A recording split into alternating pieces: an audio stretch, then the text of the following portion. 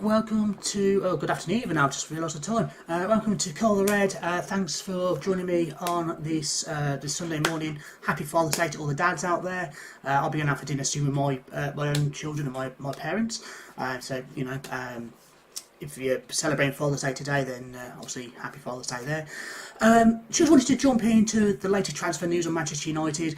If you're watching, do me a big favour, hit the like button, subscribe to the channel. It all helps with the YouTube, algorithms and so on. So, big thank you for anyone who does that. Hi Cab, loving that you're watching live with us today. Just to jump into it. So I've seen reports, rumours that we, obviously we linked with Declan Rice, Mason Mount, a few other players. The one thing in common is that we can't actually bid for anybody seriously because we have no budget until the sale's completed. So we've got the Glazers, as we all know, who I've done my piece last night on that. Obviously, want them all gone. But yeah, basically, Erik Ten Hag, he wants Mason Mount, he wants Declan Rice. He needs two midfielders, two strikers, a centre back if De Gea goes, a goalkeeper. That's a lot to get with £100 million, which is probably what the Glazers are going to give us as a transfer budget if they're not gone before the transfer window ends. So we want Declan Rice, we can't afford him. We want Mason Mount, we've bid 40 mil. We know Chelsea want around 70, probably worth around 55-ish. He's only got 1 year left on his contract. And Erik Ten Hag is quite understandably frustrated.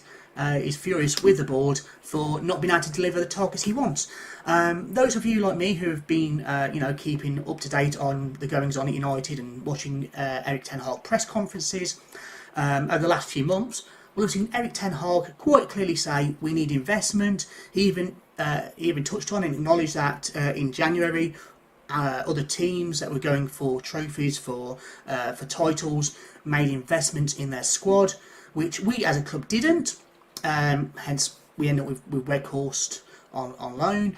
He wanted Gakpo, he wanted Felix, but we didn't have the money. He was told for those deals. We couldn't afford the £10 to £12 million loan fee for João Felix. So we've had an interesting sort of a few months, I guess, and especially in the last month or so, Erik Ten Hag in press conferences made clear his thoughts, his feelings that we need to invest in the squad, we need the money. He was excited about the sale of the club going through so we can invest more in the squad.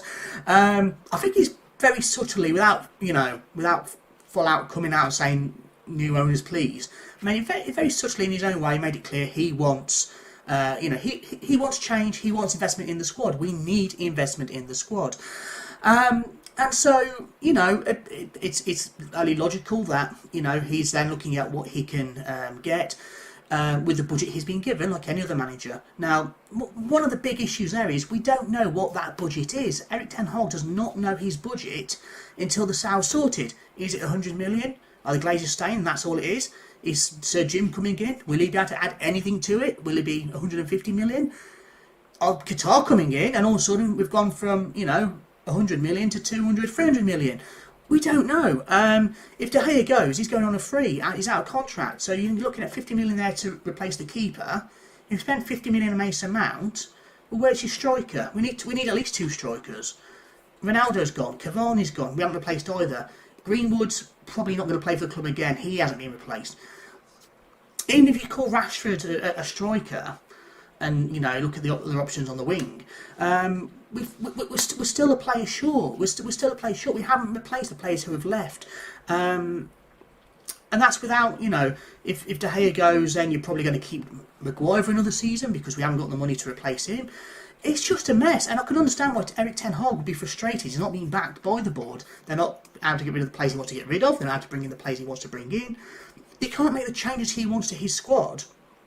Manchester United this season, last season, whatever you want to call it now, have not been playing Erik Ten Hag football. We've not played Erik Ten Hag football. Watch how Ajax played under Erik Ten Hag. That's how he wants to play. He's a disciple of Pep Guardiola. He was when Pep was at Bayern Munich. For those who don't know, Erik Ten Hag was the reserve team manager at the same time. He's worked closely with Pep Guardiola. He's a disciple of that style of football. intensity, you know, moving the ball quickly. That's what he wants, and we're not getting that. We're not giving him the players to allow him to deliver that.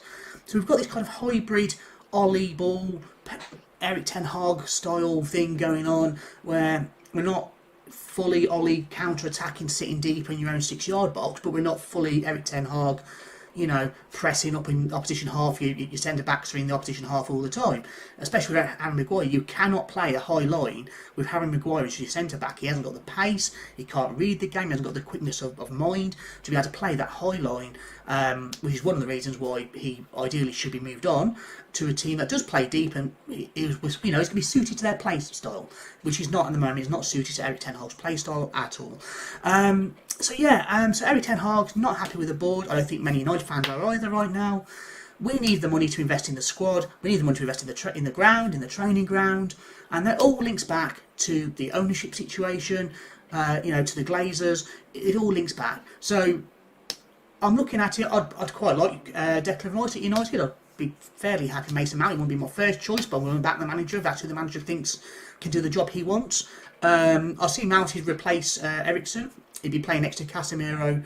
Erik Ten Hag likes that sort of, you know, more adventurous, more attacking-minded number 8 next to his number 6. I think when you're playing most teams, we could probably get away with that if the players are good enough. But obviously, when we're playing Liverpool and Man City, you know, especially at Anfield, you know, at the Etihad, you know, when we go to the Emirates, we need 2 defensive midfielders. So Casemiro is one, but we need another one.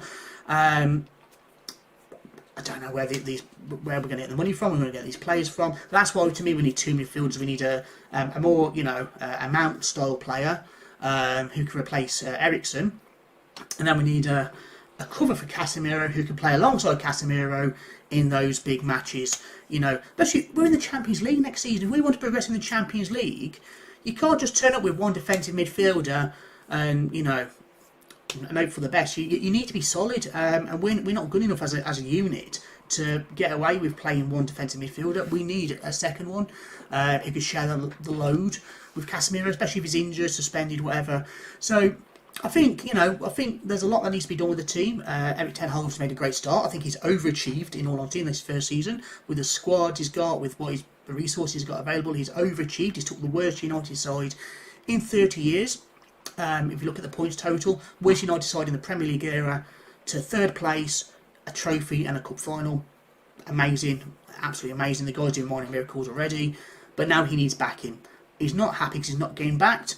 I don't blame him. I'm angry. I'm upset over this as well.